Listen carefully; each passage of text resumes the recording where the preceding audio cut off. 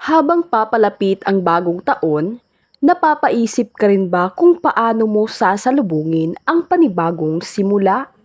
Sa pagitan ng mga paputok at handaan, may mga tahimik ngunit makabuluhang ritual na isinasagawa upang akitin ang swerte, kasaganaan at kapayapaan.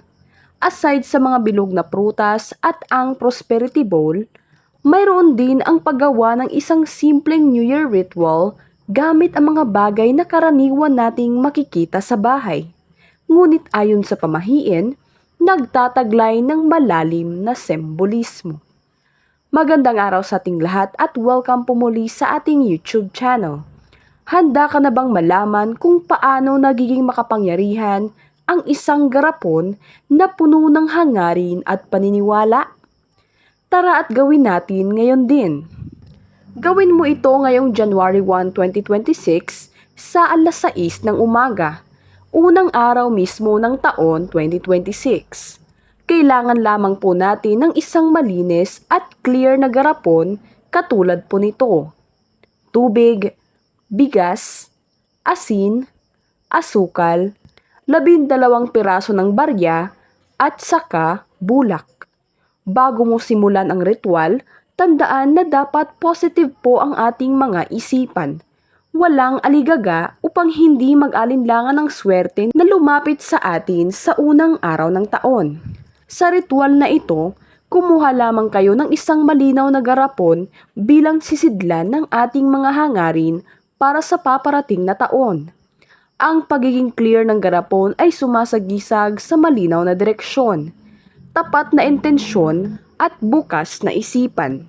Sa loob nito, ilalagay po natin ang tubig na ayon sa pamahiin ay daluyan ng buhay at enerhiya. Ibubuhos lamang po natin ito ng dahan-dahan.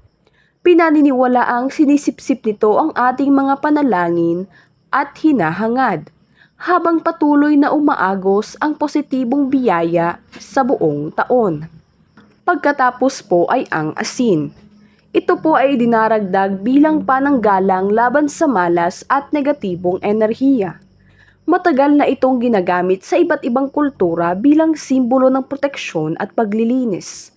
Lagyan din po natin ito ng bigas dahil ito po ay kumakatawan sa kasaganaan at hindi nauubos na biyaya.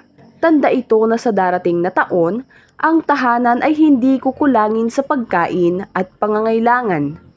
Kasunod po nating ilagay ay ang asukal, na sumisimbolo sa tamis ng buhay, maayos na relasyon, masasayang karanasan, at magagaan na pagsubok. At idadagdag din natin ang bulak, na ayon sa pamahiin ay sagisag ng kaginhawaan, ginhawa sa pamumuhay at patuloy na pagdami ng biyaya. Ito ang paalala na ang kasaganaan ay hindi lamang material, kundi pati emosyonal at espiritual. At sa kapanghuli nating ilagay ay ang 12 barya, isa para sa bawat buwan ng taon. Kahit anong barya po, pwedeng-pwede nyo po itong gamitin.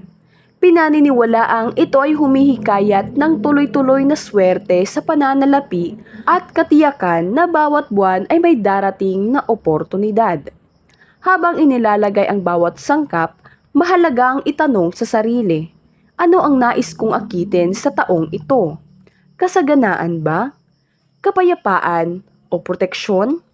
Dahil ayon sa paniniwala, mas nagiging makapangyarihan ng ritual kapag sinasabayan mo ng malinaw na intensyon at taimtim na panalangin. Tandaan, gawin niyo po ang New Year ritual na ito ngayong January 1, 2026, unang araw mismo ng taon, sa may alas 6 po ng umaga. Ang New Year ritual na ito ay hindi lamang tungkol sa mga sangkap na inilalagay sa isang garapon, kundi sa paniniwalang kalakip nito. Isa itong paalala na ang bagong taon ay pagkakataon upang linisin ang lumang enerhiya at punuin ang ating buhay ng bagong pag-asa.